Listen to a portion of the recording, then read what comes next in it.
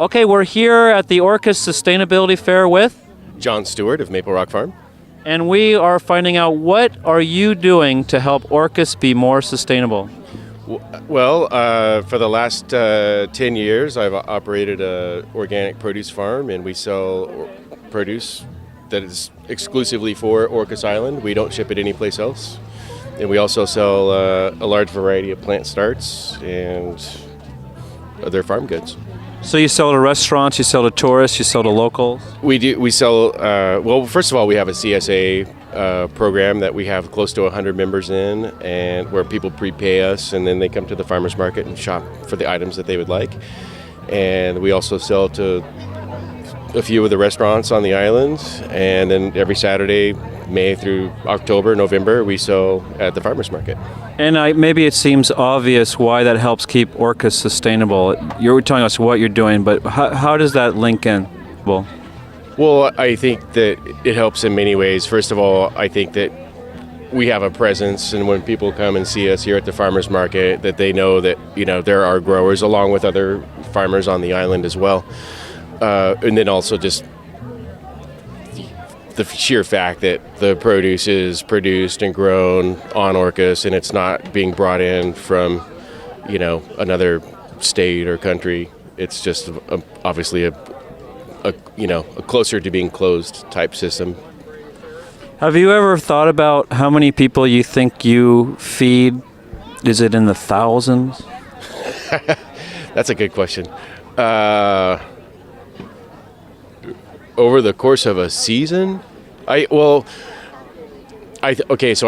think that you could say that, you know, we probably feed somewhere or supplying a portion of about 75 families, a portion of their produce on a weekly basis. If you had to quantify it into a larger number than that, thousands served.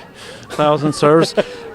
And the food, as I look around, I don't see a single blemish. I probably could look hard and see a blemish, but how do you keep these plants so beautiful?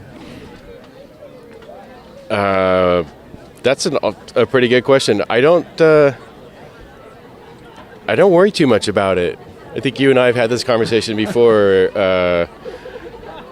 I think good thoughts and just try to do the things that I know that are good for the plants that I've learned over the years. Also, it gets down to varieties. Most of the varieties that we grow or are growing right now are varieties that are, you know, proven for the Maritime Northwest. So it's part of that's, I think, a seasonality issue. So certain times of the year we'll grow different things. Like, for example, in the summertime when a certain pest becomes a problem for a certain type of plant, for say salad greens, maybe we'll switch and we'll try to do more lettuce or something of that nature where, that particular bug's not going after that particular plant during the season.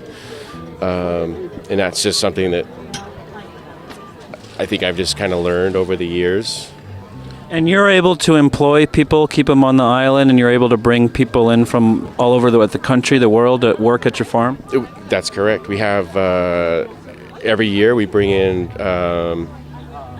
4 to 5 people onto the farm. And I've had people on the farm from literally all over the country. And a lot of our people, they all work as interns. So they're here to learn, and we give them a place to live, and we pay them some money. And they're tremendously hardworking people, and it's been a really rewarding experience to have all of these different people come here. And a lot of them have gone on to start other farms in different parts of the country and even here. And that's a really satisfying feeling. When I first started doing this, I was very idealistic about it, and that was one of my goals. And then I kind of thought, well, that's pretty far out goal, but it's happened. So people come to Orcas Island, they see our sustainable practices, they take it back home, and we have a very positive ripple effect, hopefully, around the world. I think you said it. I think that's totally true. I think people come, I know that people that have come to the farm and even at the farmers market, and they see what we're doing, they're just like, wow, this is really like inspiring. And that's, to me, like, that's probably the coolest thing of what what I do. And then the locals, of course, see what you're doing and get inspired and say, hey, I want to see if I can do that. And that gets them outside and turns their TV off. And you're a big inspiration for us. Thank you. Okay, how do people get in touch with you if they want to? Can they visit the farm, or how would they get in touch with you? Probably the easiest way is online, maplerockfarm.com. You can send us an email. Our phone numbers and contacts are all on that page there. And we do farm tours.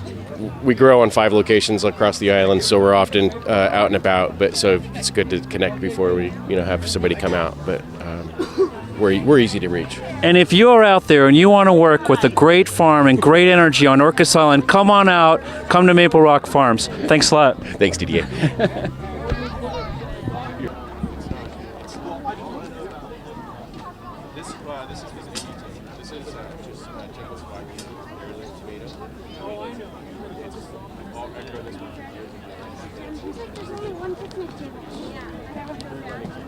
All right, great.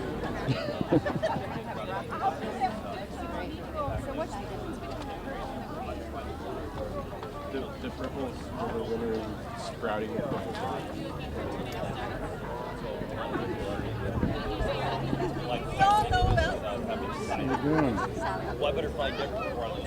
Audio visuals.